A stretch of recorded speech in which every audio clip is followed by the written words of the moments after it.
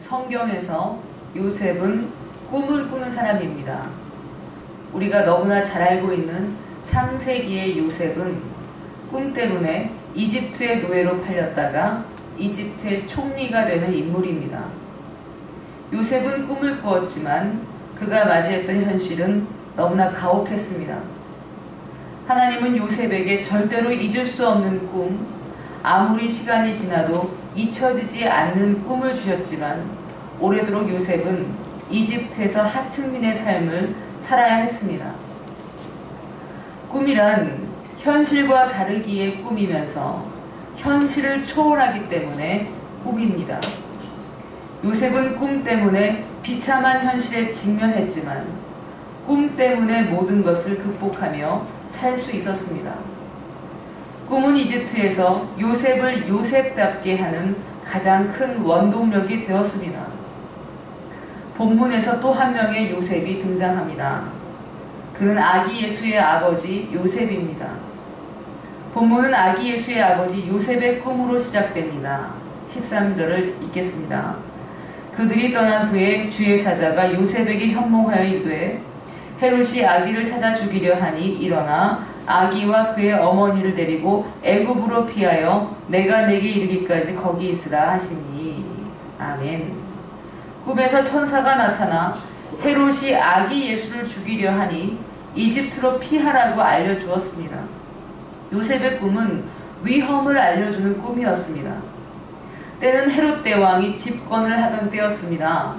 헤롯은 예루살렘에서 동방 박사들을 만났습니다. 동방으로부터 온 박사들은 헤롯 왕을 찾아와서 물었습니다. 유대인의 왕으로 나신 이가 어디에 있습니까? 이렇게 물었습니다. 헤롯 왕은 대제사장들과 서기관들을 통해서 그리스도가 유대 베들레헴에서 날 것이라는 사실을 알게 되었습니다. 그래서 동방 박사들에게 베들레헴으로 가서 아기를 찾거든 나도 그에게 경배하고 싶다고 어디에 살고 있는지 알려달라고 말했습니다. 동방 박사들은 베들레헴의 어느 집에서 아기 예수와 마리아와 함께 있는 것을 발견했습니다. 아기 예수께 경배하고 보배합을 열어서 황금과 유향과 몰약을 예물로 드렸습니다.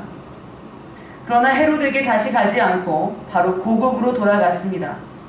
하나님이 그들의 꿈을 통해서 헤롯에게 가지 말라고 말씀하셨기 때문입니다.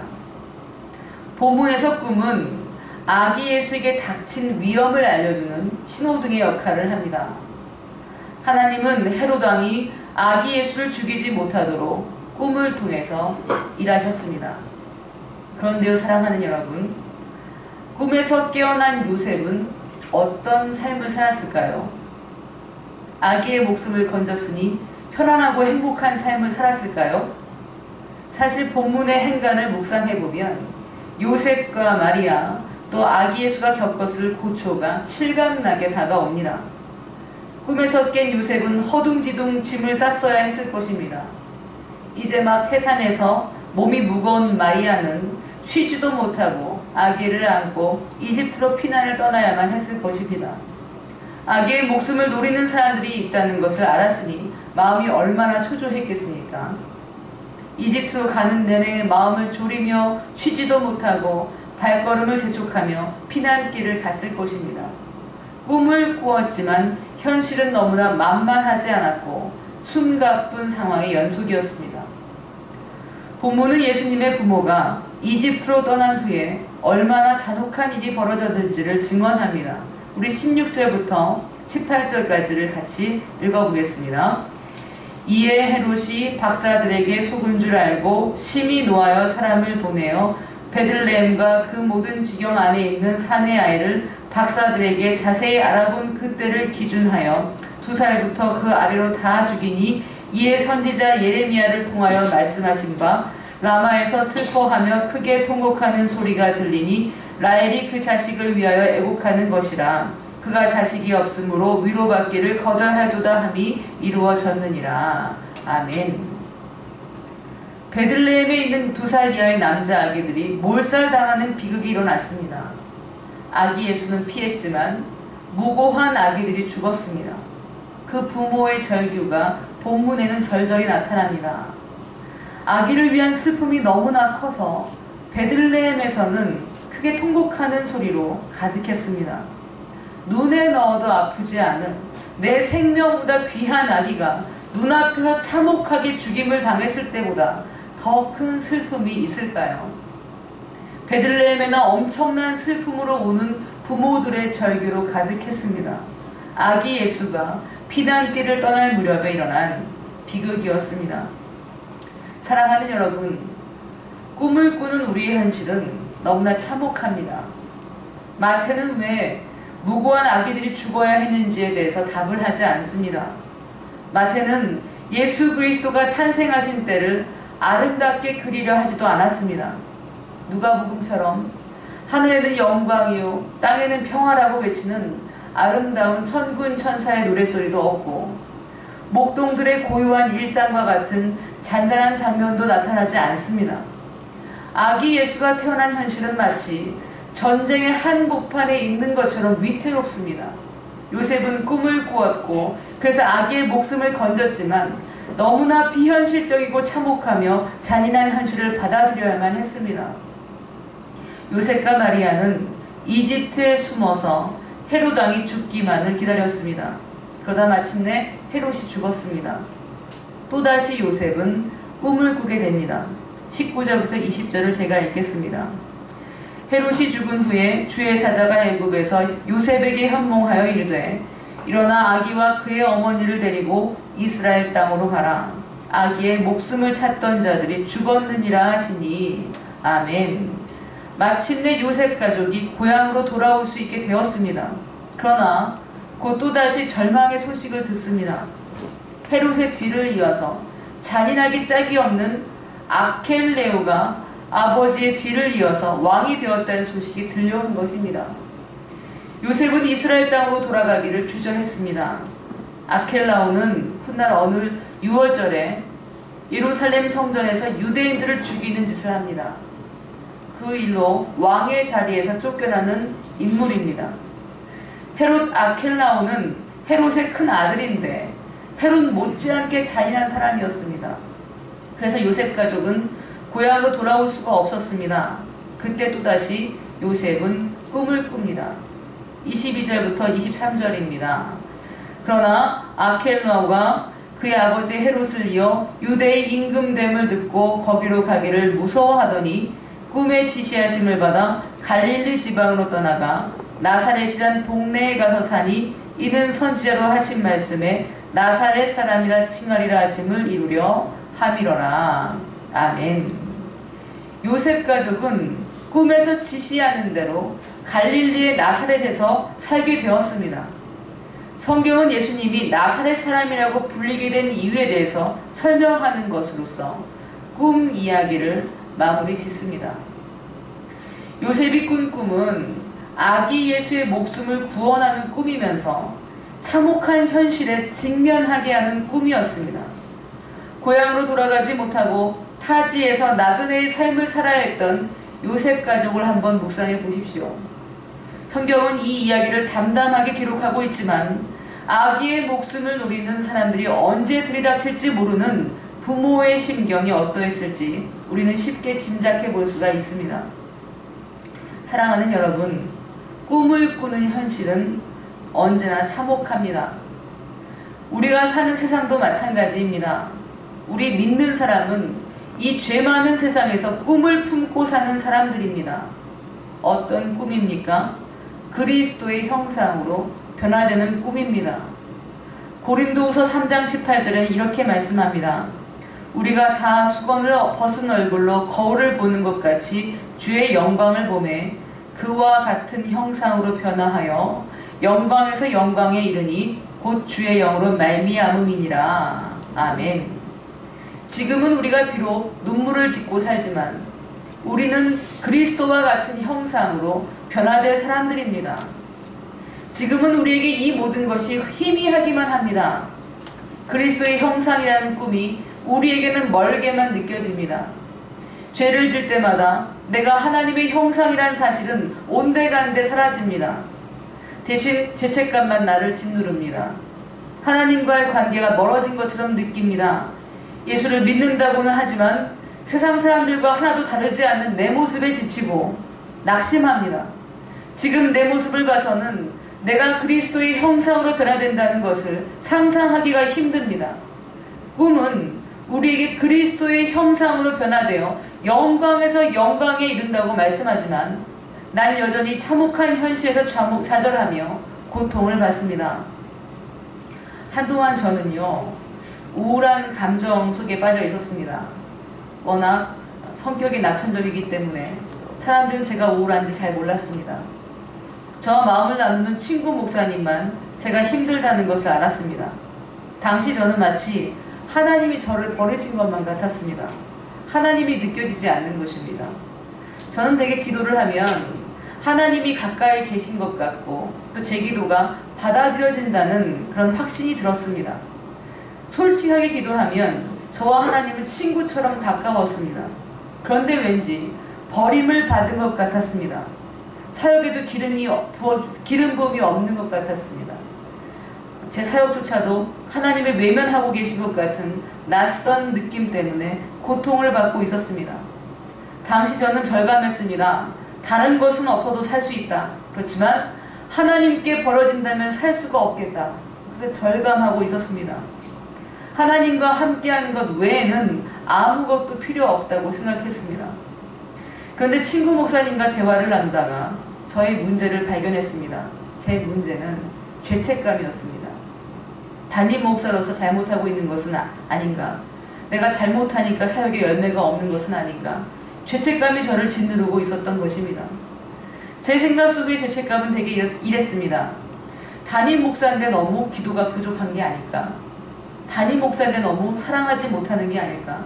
담임 목사인데 나는 왜 이 모양일까? 이런 죄책감입니다.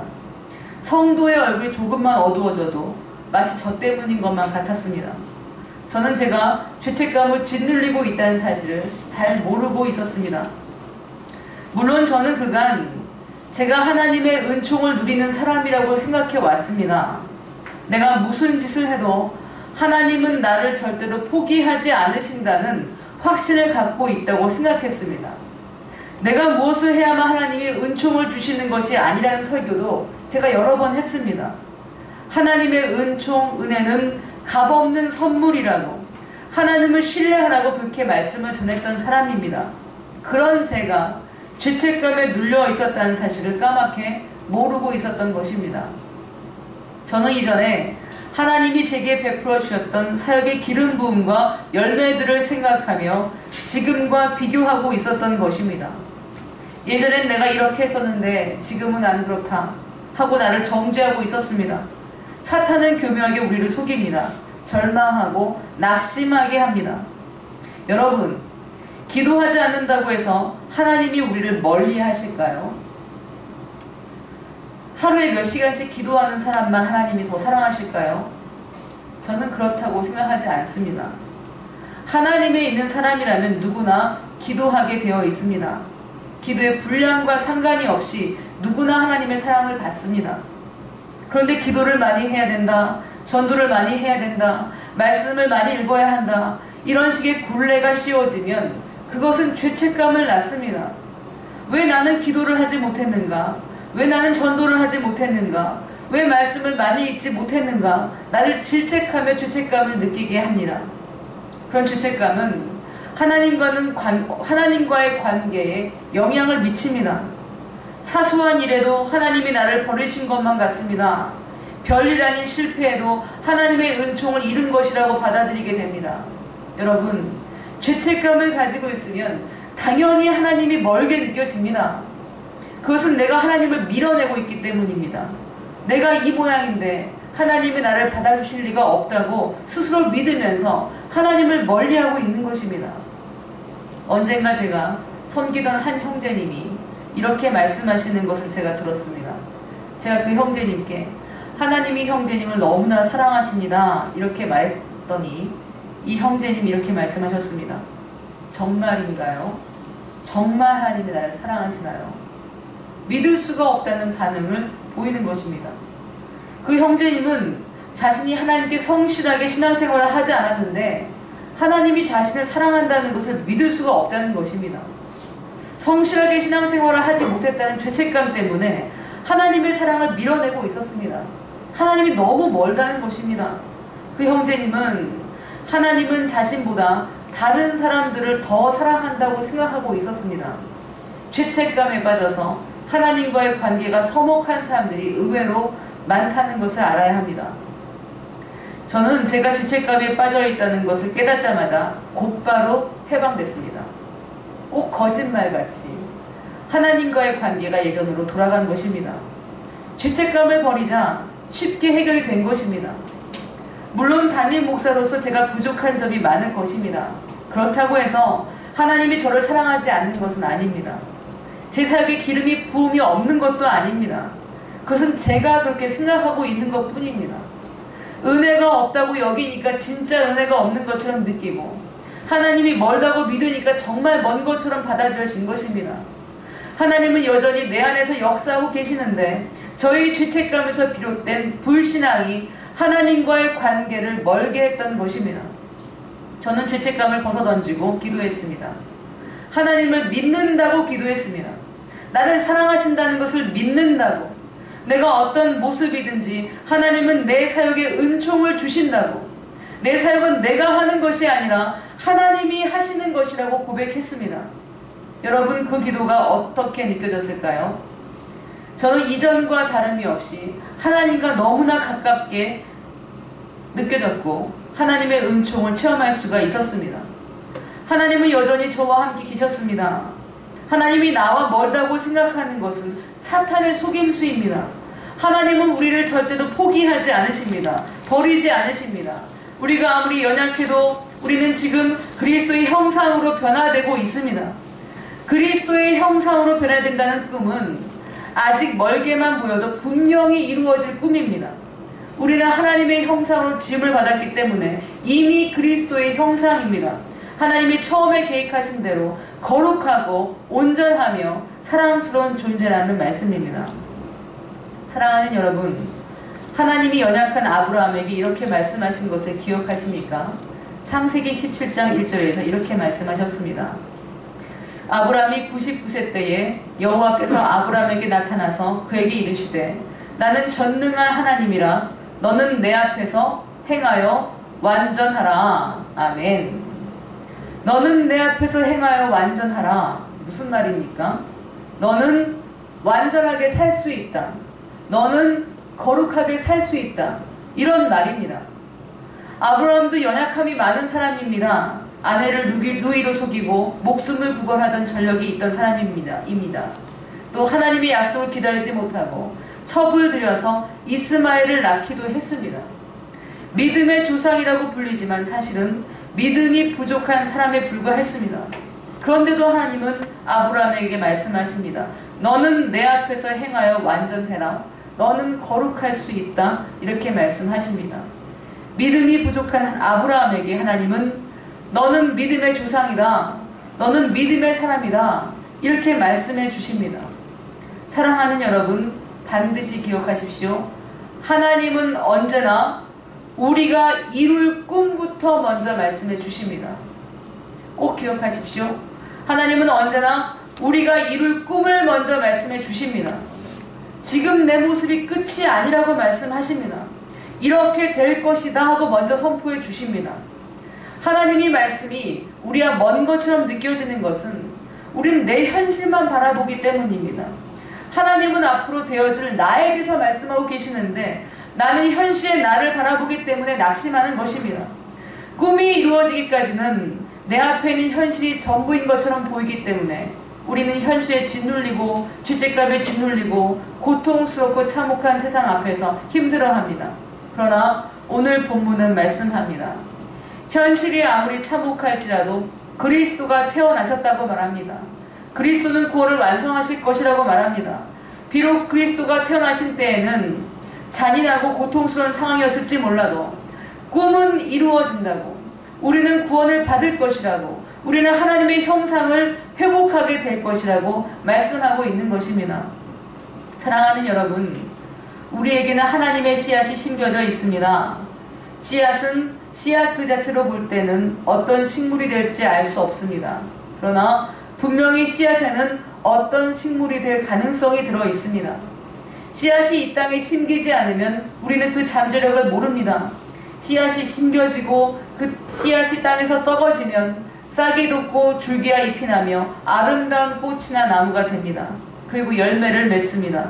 하나님은 우리에게 일어난 구원의 역사를 씨앗으로 설명하십니다. 요한일서 3장 9절을 제가 읽겠습니다. 하나님께로부터 난 자마다 죄를 짓지 아니하나니 이는 하나님의 씨가 그의 속에 거함이요 그도 범죄하지 못하는 것은 하나님께로부터 났음이라. 아멘. 우리는 예수를 영접함으로 하나님의 씨를 받았습니다. 아직 우리의 모습은 하나님과는 너무 다릅니다. 씨와 식물이 다른 것처럼 씨의 모양만으로는 그 씨가 장차 이루어질 나무가 무엇인지 알 수 없는 것처럼 우리에게 심긴 하나님의 씨앗은 우리가 온전한 모습이 될 것이라는 것을 눈으로 보여주지는 않습니다. 그렇지만 우리는 믿습니다. 하나님의 씨앗이 심겨진 우리가 하나님의 형상으로 변화될 줄 믿습니다.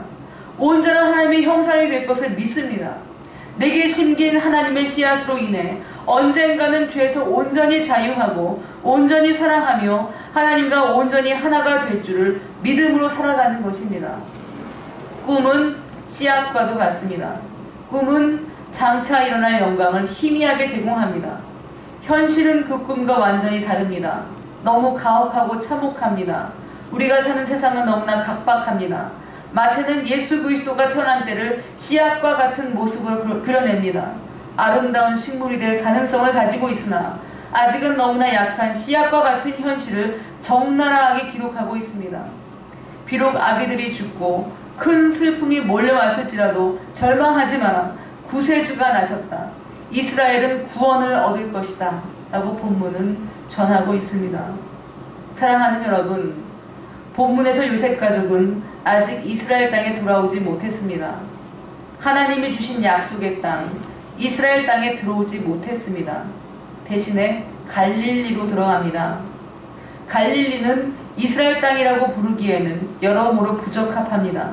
이방으로 보는 것이 더 나은 동네입니다. 이사야 9장 1절에 이렇게 말씀합니다. 전에 고통받는 자들에게는 흑암이 없으리로다.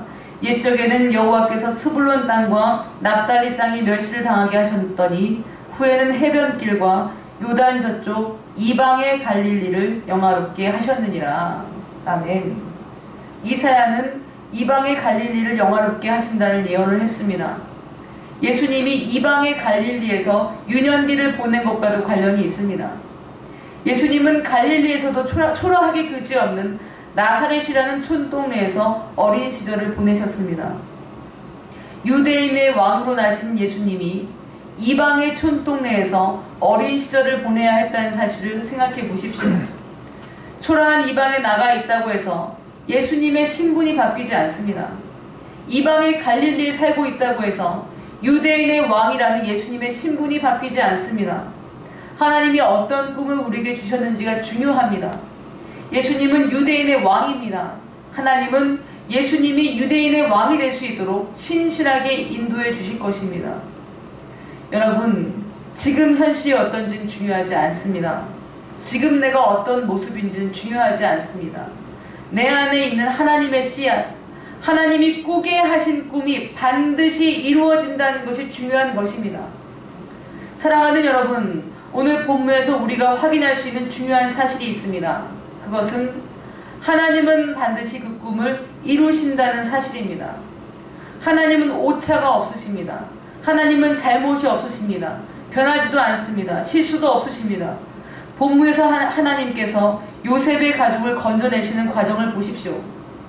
하나님은 가장 적절한 때에 가장 적절한 방법으로 요셉의 가족을 도와주십니다.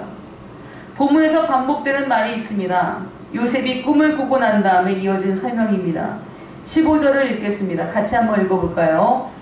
헤롯이 죽기까지 거기 있었으니 이는 주께서 선지자를 통하여 말씀하신 바 애굽으로부터 내 아들을 불렀다 함을 이루려 하심이라. 아멘.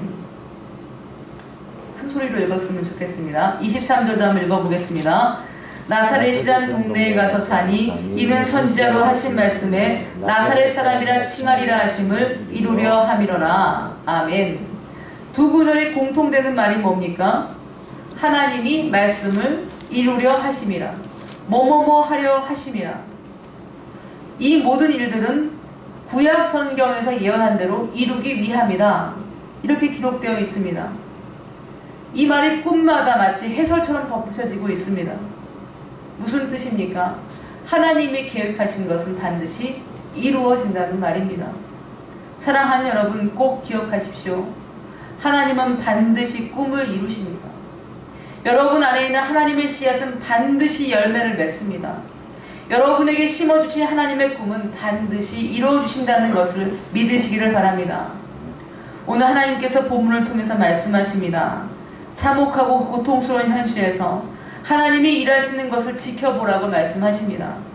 꿈을 꾸었지만 현실은 고통스럽습니다. 그것은 사실입니다. 꿈을 꾸는 현실은 참혹합니다. 그렇지만 꿈을 꾸기에 꿈이 이루어질 것을 확신합니다. 하나님께서는 꿈이 이루어지도록 세세하게 개입하시며 한순간도 오차가 없이 우리를 지도하실 것입니다. 사랑하는 여러분, 하나님을 믿으십시오. 하나님이 여러분을 너무나 사랑하신다는 것을 의심하지 마십시오. 우리에게 그리스도의 형상을 이루기까지 하나님이 끝까지 붙들고 계시다는 사실을 믿으십시오. 내게 가장 좋은 것을 주시려는 하나님의 선하신 뜻을 믿으십시오. 우리의 신부는 하나님의 아들이며 하나님의 딸입니다. 세상이 아무리 고통스럽고 악해도 우리의 신부는 절대로 변화되지 않습니다. 하나님의 자녀답게 사십시오. 하나님의 형상대로 사십시오. 낙심하지 말고 소망하며 사십시오. 하나님과 함께하며 범사에 형통하시는 2017년이 되시기를 예수 그리스도의 이름으로 축원드립니다. 아멘. 기도하겠습니다.